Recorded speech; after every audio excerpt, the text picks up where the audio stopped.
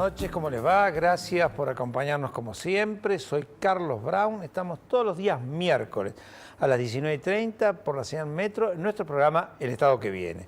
Y nuestras vías de comunicación son el 5277-0045 para dejar sus mensajes, el 4832-3206 o el 155-020-7127. Y nuestro correo electrónico, el estado que viene @elmetro.com.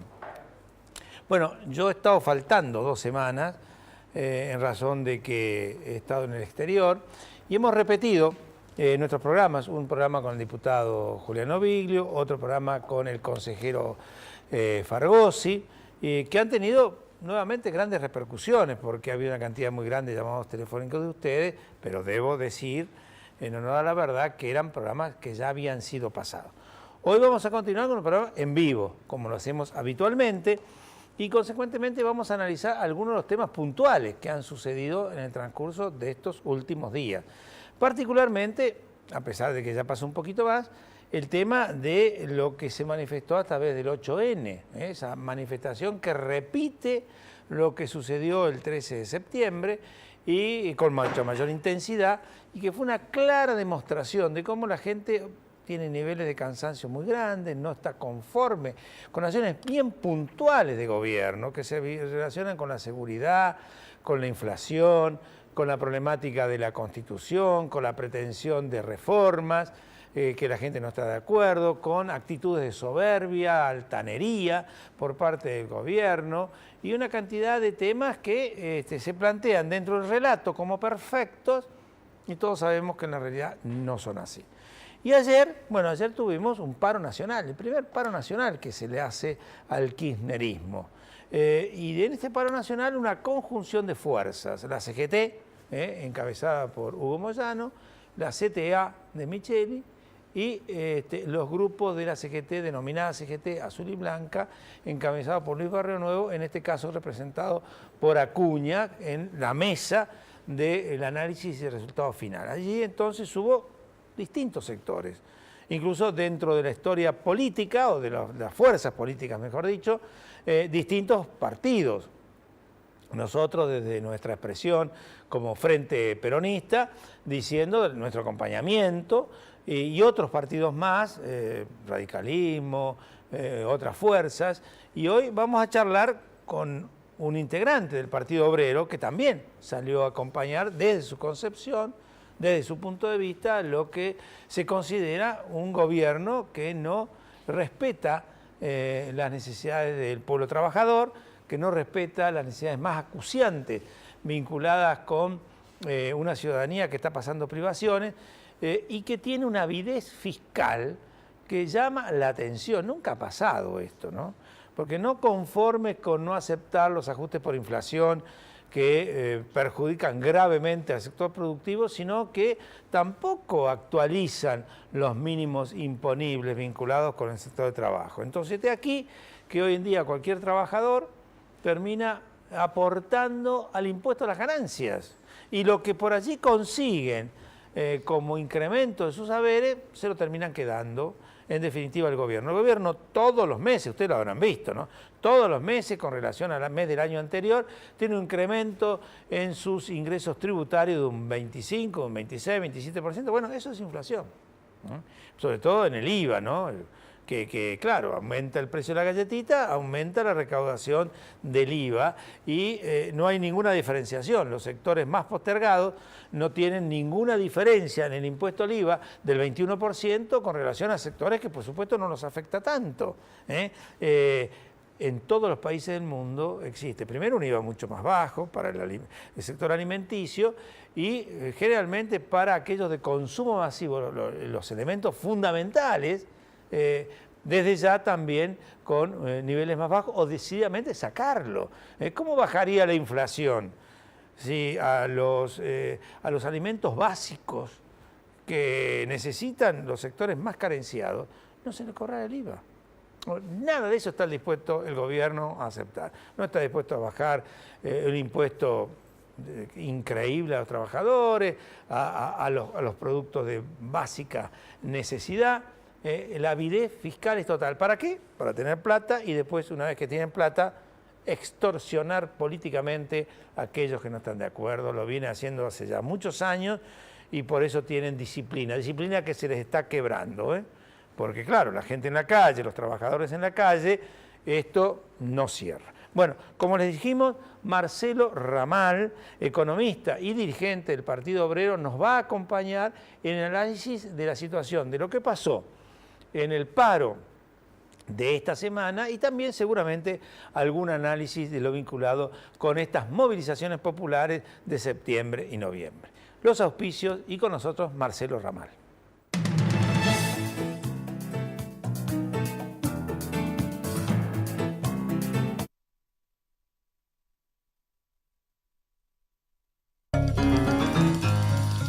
La fuerza del campo está en el trabajo de su gente y la fuerza del trabajador está en la UATRE. Movimiento Productivo Argentino. Producir más, distribuir mejor. IPCBA, Instituto de Promoción de la Carne Vacuna Argentina. El trabajo diario de miles de argentinos, sumado a la inversión constante en tecnologías de punta, hacen de la producción y exportación de cereales y productos oleaginosos la mayor fuente genuina de divisas, contribuyendo significativamente al crecimiento de nuestro país. Una vez al mes, tocate las lolas. Además de traer suerte, previene el cáncer. Y también, una vez al año, visita a tu ginecólogo para hacerte los controles. No dejes de hacerlo. Acordate, una vez al mes, una vez al año. Ospose Integral, compromiso médico.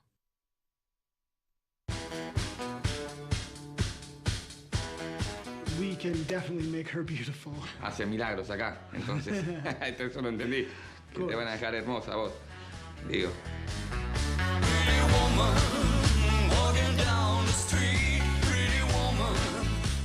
La palabra es 168. Con Quiero de Banco Galicia siempre podés canjear tus puntos por lo que quieras, cuando y donde quieras. Entrá a quiero.com.ar. Banco Galicia, cada día más. Una vez un municipio soñó con tener salud y construyó 15 hospitales, 40 centros de salud y el polo sanitario más importante del país. Un municipio que soñó con tener más y mejor seguridad y creó y puso en marcha 3 centros de control de operaciones. Controles que monitorean 200 cámaras, apoyados por 50 móviles policiales exclusivos del y para el municipio. Soñó con tener una infraestructura para toda la vida y construyó un nuevo palacio municipal de última tecnología y edificó un nuevo consejo deliberante. Había una vez un municipio que soñó con mejorar la calidad de vida de su gente y construyó casas que conforman 18 complejos habitacionales de primera calidad y puso en funcionamiento un polideportivo. Un municipio que soñó. Y juntos lo hicimos realidad. Más Malvinas, más Argentina. Malvinas Argentinas, el municipio. Gobierno de Jesús Cariglino. Auspicia este programa. LAN. El encanto de volar.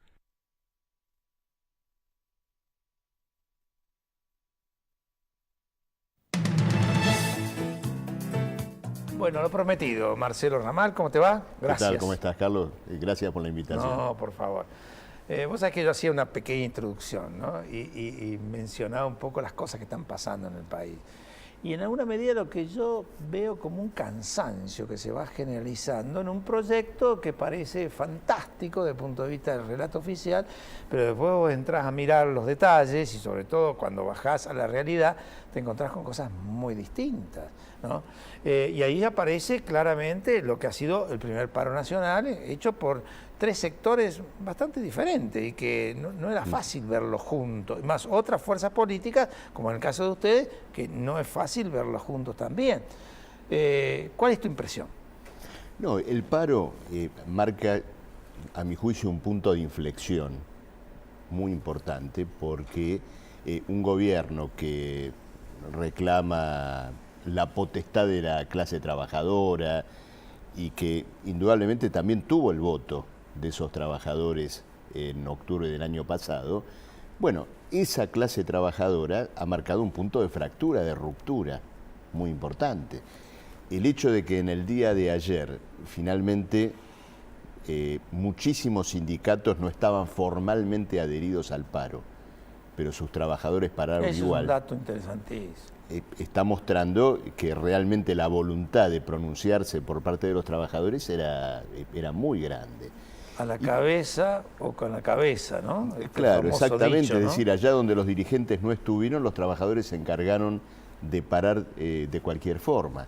Entonces, cuando ocurre esto, indudablemente es porque la política oficial está en claro choque con los problemas, con los reclamos que tienen los trabajadores. Vos mencionaste esta cuestión del impuesto al salario. Yo a veces cuando escucho el tema pienso en aquella cuestión de las retenciones móviles, ¿te acordás? En el punto del campo. El gobierno no pudo aplicar las retenciones móviles a la soja y se las aplicó al salario.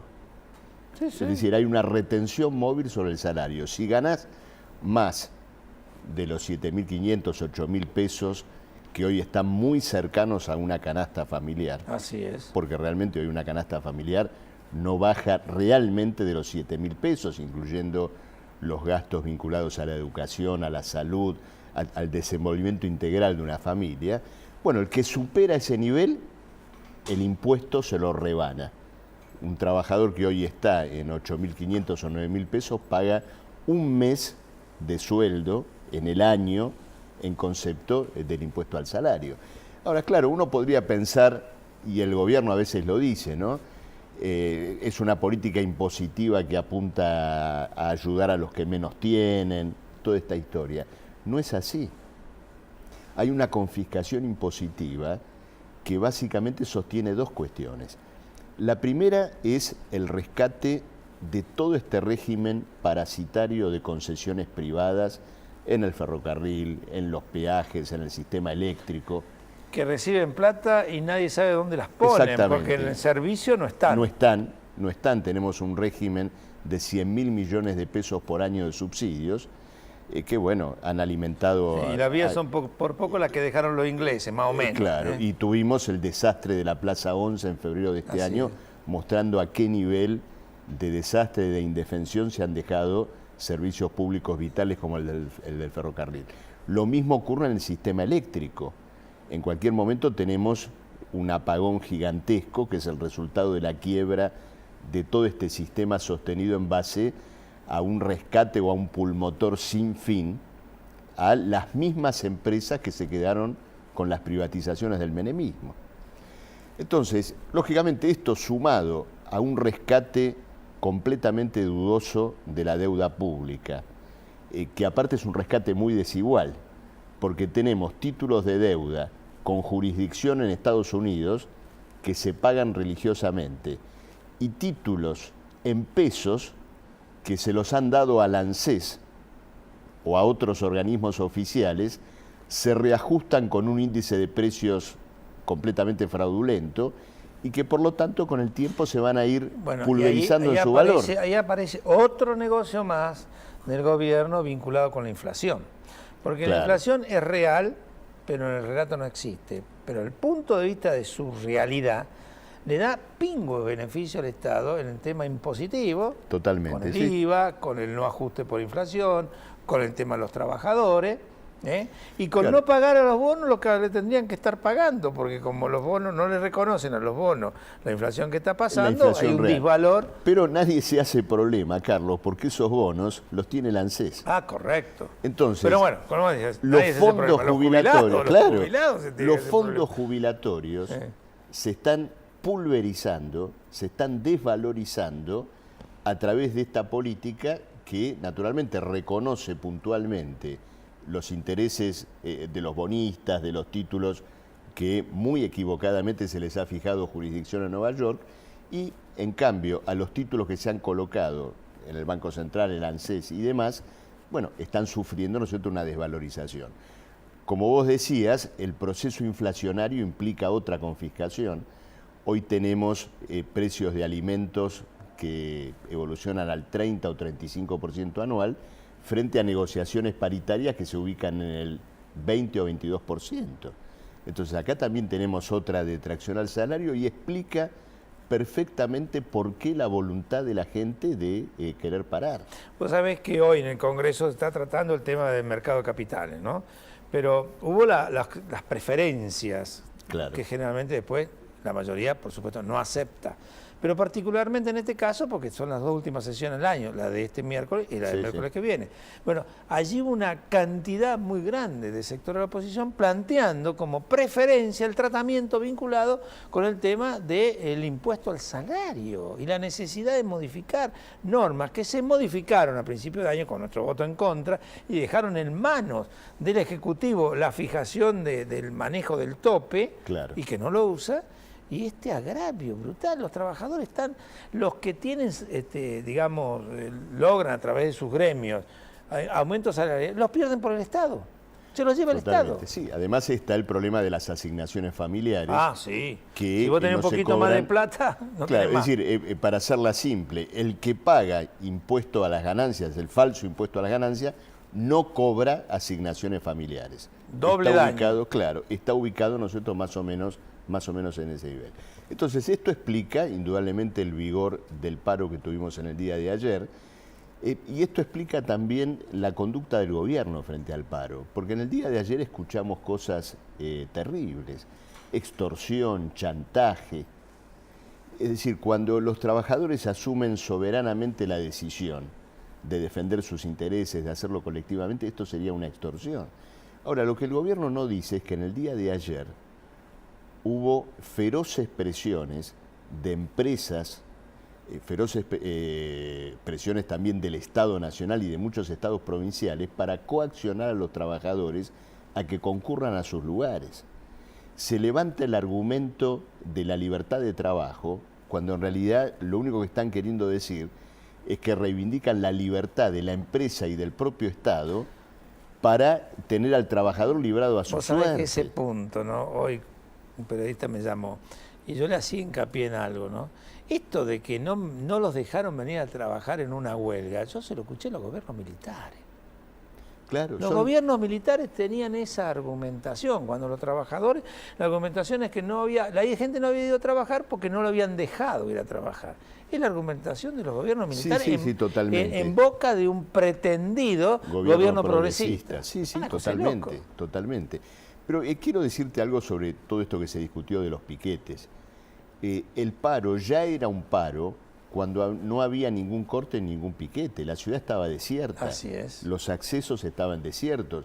El valor que tuvieron estos cortes y estos actos fue hacer visible, manifestar o darle una expresión activa, pública, al reclamo, ¿no es cierto?, que se estaba expresando.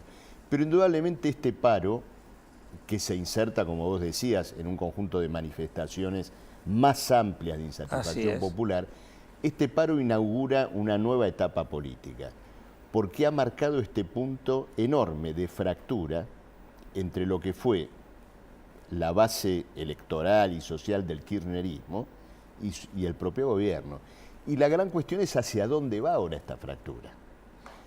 Desde nuestro punto de vista, ¿no es cierto?, como vemos las cosas en la izquierda, en el Partido Obrero, el gran desafío planteado ahora es que esto contribuya a una evolución política de los trabajadores en torno de un programa y de una perspectiva que responda a sus propios intereses. Bueno, lo mismo pasa con las manifestaciones estas de septiembre y noviembre, el 13S claro, y el 8N, ¿no? Claro. La canalización de esto. Claro, ¿no? El gobierno dice, bueno, esto es de Macri, esto lo va a capitalizar Macri, o el otro. No, naturalmente el gobierno no tiene autoridad para estas imputaciones, porque en cualquier caso es la política oficial la que ha empujado a estas reacciones.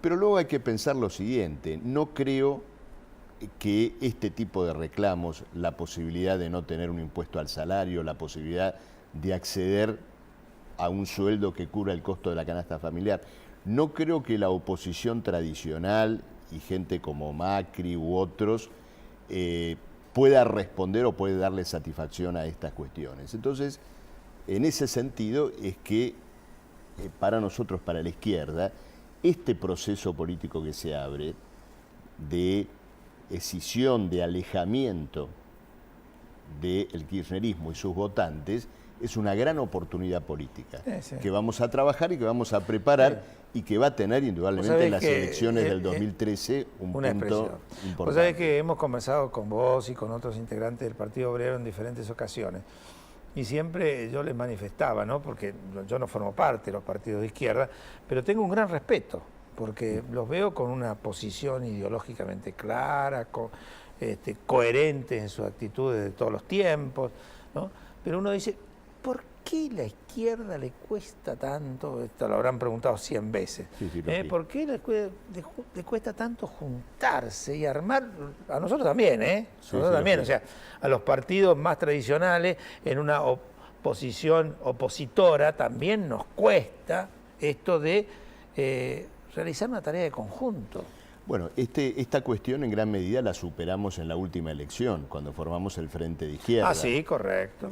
Constituimos esta coalición política, superamos el piso electoral de las internas y fuimos una de las 6 alternativas políticas presidenciales que se colocó. Por muy pocos votos no accedimos al Congreso Nacional, pero ahora vamos a ir... Esto fue a nivel provincia de Buenos Aires, ¿no? ¿O a nivel capital? No, en capital y en provincia de Buenos Aires estuvimos muy cerca de alcanzar el Congreso Nacional. Yo recuerdo en provincia de Buenos Aires estuvo muy cerca. Claro, en realidad Néstor Pitrola, que era el candidato, correcto, él no ingresó también por el sistema electoral antidemocrático que tenemos en la Argentina. Con un piso electoral... no llegó al piso. Nosotros no llegó al piso, pero desde el punto de vista de las proporciones en la representación, hubiera entrado como diputado número 15 entre 34. Es decir, que holgadamente teníamos el derecho a una representación política.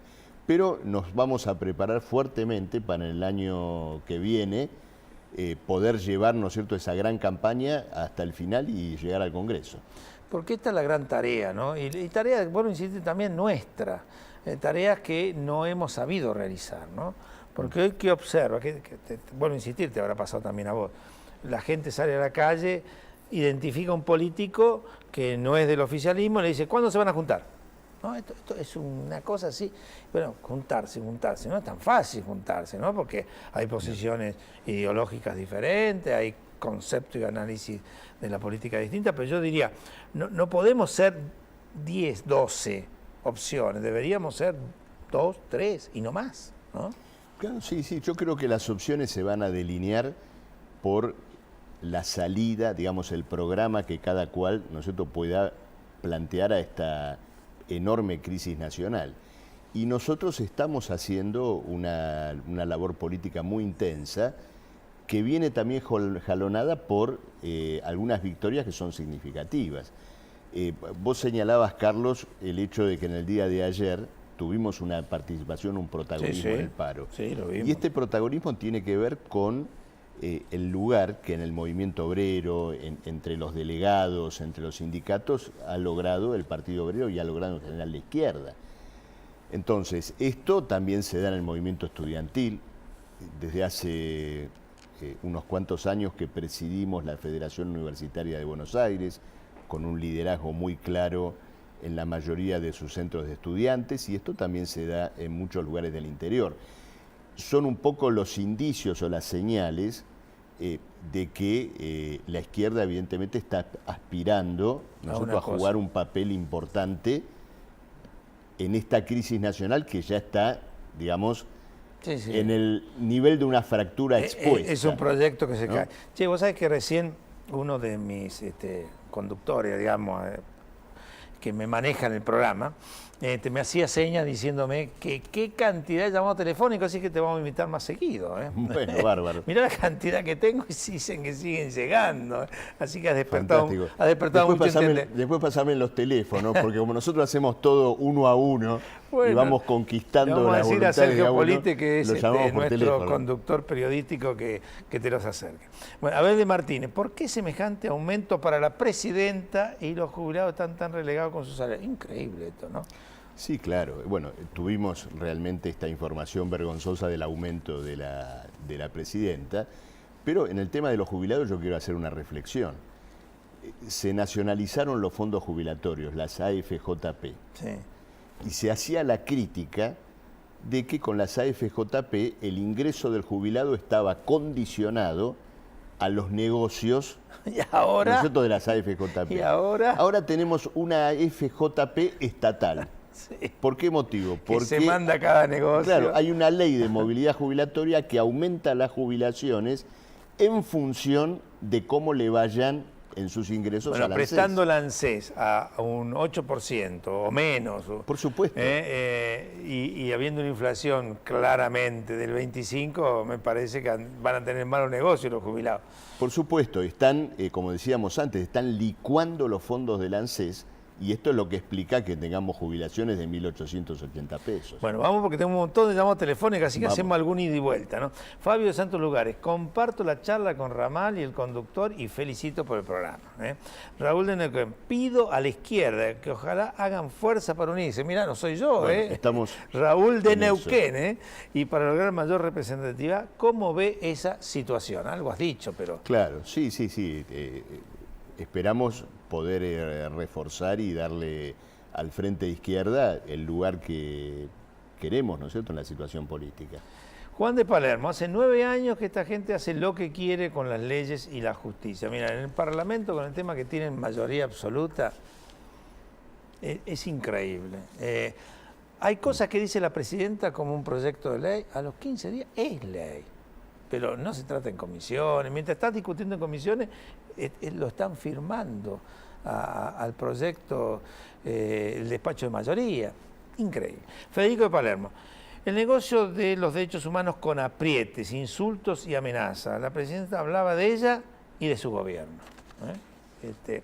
Sí, yo te diría que en el tema de derechos humanos se ha hecho una gran pantalla en relación a los juicios de los genocidas de la dictadura, que de todas maneras avanzan a cuentagotas. Pero en este país se criminaliza la protesta. Sí. Hay mucha gente juzgada por ejercer su derecho Vamos a ir medio rápido porque me dice que nos queda un minuto. Carmen de Paternal, estuve de acuerdo con el 8N y el 20N. No a la reforma constitucional, basta de inflación y de inseguridad. Andrés de Morón, me da vergüenza que no reconozcan ni el aumento del sueldo de la presidenta y el 82% móvil para los jubilados. ¿Se puede vivir con 1.600 pesos? Yo creo que no. Seguramente. Yo creo que no. Con toda seguridad. Aunque el INDEC dice que se vive ahora con, ¿cuánto es? 5,50. 5,50. Sí, 5 pesos con 50. Con 50 por día. Y quiero simplemente decirte en este punto que los técnicos del INDEC, ya que hablamos de aprietes y de extorsión, fueron echados del organismo para armar esta falsificación. Bueno, nos sacan del aire. Así que Luis de Mar del Plata, por favor, no permitan una reforma de Constitución. Pablo de Villa del Parque, el oficialismo sigue avanzando sobre la justicia federal. Se necesitará otro cacerolazo como el 8N para evitar los atropellos. Susana de Tigre, si hay alguien que desconocía la cultura de Néstor Kirchner, una persona grosera, la única cultura que reconoció fue la de la usura. Marisa de Luján, es una locura que los trabajadores tengamos que pagar impuesto al trabajo. Apoyo el paro del 8N y el 20N. Andrea de Matadero, coincido con Ramal, los servicios siguen igual o peor y no se sabe dónde está la plata para los subsidios. Bueno, nos dicen que nos sacan del aire. Muy bien. Muchísimas gracias. No, gracias a vos, Carlos, por la invitación. Y a todos ustedes los esperamos para el miércoles que viene.